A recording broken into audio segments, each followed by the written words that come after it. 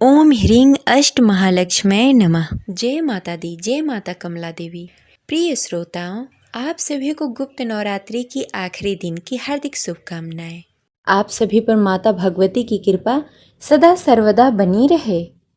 प्रिय श्रोताओं, आज गुप्त नवरात्रि का 10वां दिन है और गुप्त नवरात्रि के 10वें दिन महाविद्या देवी कमला की पूजा आराधना की जाती है। तो चलिए पूरी श्रद्धा और भक्ति के साथ माता रानी के चरणों में नमन करते हुए सुनते हैं देवी कमला की कथा। तो प्रेम से बोलिए जय माता दी, जय माता कमला। प्रिय श्रोताओं, आज के दिन 10वीं महाशक्ति और महाविद्या देवी माँ कमला की पूजा अर्चना की जाती है। पौराणिक मान्यताओं के अनुसार देवी कमला को 10 महाविद्याओं में 10वें स्थान पर रखा गया है। देवी का स्वरूप कमल या पद के समान है। देवी कमला तांत्रिक लक्ष्मी के नाम से भी जानी जाती हैं। देवी को संपन्नता, सुख, समृद्धि, सौभाग्य और वंश विस्तार देने वाली बताया गया है। देवी की आराधना करने वाले जातक का घर हमेशा धन्य धान्य से भरा रहता है। पौराणिक मान्यताओं के अनुसार देवी कमला का स्वरूप अत्यंत ही दिव्य तथा मनमोहक है, सुंदर है। देवी कमला की उत्पत्ति समुद्र मंथन के समय हुई थी। देवी कमला ने भगवान विष्णु को पति रूप में वर्ण किया था। देवी कमला चतुर्भुजी हैं। देवी कमला के प्रादुर्भाव की कथा समुद्र मंथन से जुड़ी है। समुद्र मंथन के समय देवी भगवती अमृत कलश लेकर निकली। देवी कमला ही अन्नपूर्णा है। देवी कमला की आराधना करने से सौभाग्य और सौंदर्य की प्राप्ति होती है। देवी कमला का मंत्र जाप कमल गट्टे की माला के साथ किया जाता है।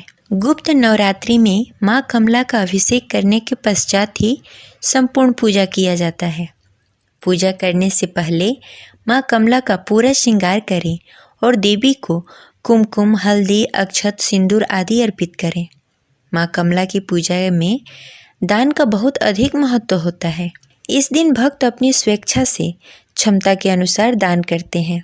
गुप्त नवरात्रि में दान करने से घर में हमेशा खुशहाली बनी रहती है। इस दिन अनाज और वस्त्रों का दान करना बहुत ही शुभ माना जाता है, लेकिन गुप्त रूप से यह दान करना चाहिए। चलिए सुनते हैं माँ कमला की कथा। कथा शुरू करने से पहले कमेंट बॉक्स में जय माता दी अवश्य लिखें। यह कथा बहुत ही रोचक है, जो भगवान शिव और उनकी प्रथम पत्नी माता सती से जुड़ी हुई है। हालांकि उनकी दूसरी पत्नी माता पार्वती माँ सती की ही पुनर्जन्म मानी जाती है। कमला महाविद्या की कहानी के अनुसार एक बार माता सती के पिता राजा दक्ष ने विशाल यज्ञ का आयोजन कराया। चूँकि राजा दक्ष भगवान शिव से द्वेष भावना रखते थे और अपनी पुत्री सती के द्वारा उनसे विवाह किए जाने के कारण शुद्ध थे, इसलिए उन्होंने उन दोनों को यज्ञ में नहीं बुलाया।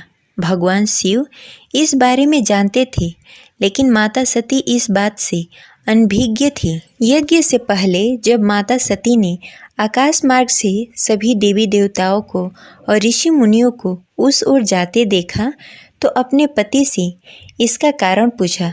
भगवान शिव ने माता सती को सब सत्य बता दिया और निमंत्रण न होने की बात कही। तब माता सती ने भगवान शिव से कहा कि एक पुत्री को अपने पिता के यज्ञ में जाने के लिए निमंत्रण की आवश्यकता नहीं होती। माता सती अकेले ही यज्ञ में जाना चाहती थीं। इसके लिए उन्होंने अपने पति शिव की अनुमति मांगी, किंतु उन्होंने मना कर दिया। माता सती के द्वारा बार बार आग्रह करने पर भी भगवान शिव नहीं माने, तो माता सती को क्रोध आ गया और उन्होंने शिव को अपनी महानता दिखाने का निर्णय किया। तब माता सती ने भगवान शिव को अपने 10 रूपों का दर्शन दिए, जिसमें से अंतिम माँ कमला देवी थी। माता रानी के यही 10 रूप 10 महाविद्या कहलाए। अन्य 9 रूपों में क्रमशः माता काली, माता तारा, षोडशी, भुवनेश्वरी, भैरवी, छिन्नमस्ता, धूमावती, बंगलामुखी और मातंगी आती हैं। कमला का अर्थ कमल के पुष्प से है।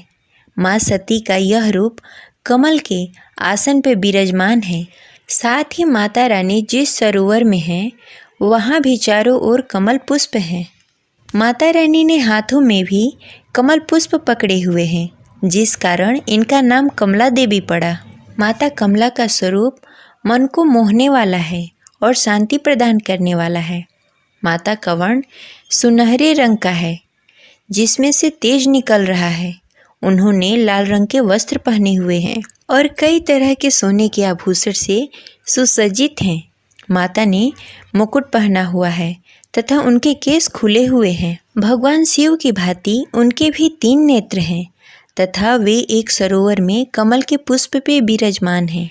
माता जिस सरोवर में हैं उनके आसपास कमल के पुष्प खिले हुए हैं। माता रानी के 4 हाथ हैं, जिसमें से 2 में उन्होंने कमल के पुष्प पकड़े हुए हैं तथा 2 अन्य हाथ वर और अभय मुद्रा में हैं। माता रानी के दोनों ओर 4 हाथी है जो जल में उनका अभिषेक कर रहे हैं। माता रानी का यह स्वरूप अपने भक्तों पर सदैव कृपा करने वाला है और उनकी सभी इच्छाओं की पूर्ति करने वाला माना जाता है। जैसे कि माता लक्ष्मी की साधना करने से जो भक्तों को फल मिलता है, वही लाभ माँ कमला की पूजा करने से मिलता है, क्योंकि देवी कमला को माँ लक्ष्मी का रूप माना जाता है। इसीलिए जो भी भक्तगण माता कमला के रूप की पूजा करते हैं, उनकी और उनके परिवार की आर्थिक स्थिति हमेशा पहले की तुलना में बेहतर होती है। उनके परिवार पर आया आर्थिक संकट दूर हो जाता है। माँ कमला को अपने गुणों के कारण सभी देवियों और महाविद्याओं में सर्वोच्च रूप माना जाता है। माँ कमला से संबंधित रुद्रावतार कमलेश्वर महादेव हैं। माँ कमला को माँ लक्ष्मी के समान प्रकाश पसंद है तथा वो अंधेरे को दूर रखती हैं।